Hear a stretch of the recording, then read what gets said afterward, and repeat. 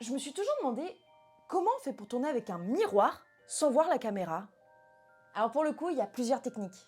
Le plus simple, c'est de jouer avec les angles en positionnant la caméra en dessous ou sur le côté pour que on la voit pas, mais on va pas se mentir, c'est pas toujours possible.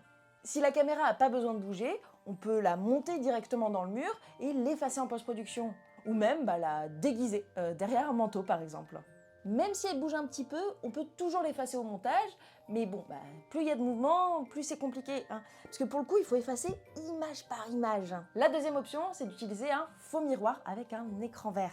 Comme ça, on filme la scène avec la caméra au niveau du miroir avant de la superposer sur l'écran et en fait donner cette impression de reflet. Et sinon, on peut avoir deux plateaux. On a l'impression qu'il y a un vrai miroir, mais en fait, c'est juste une vitre.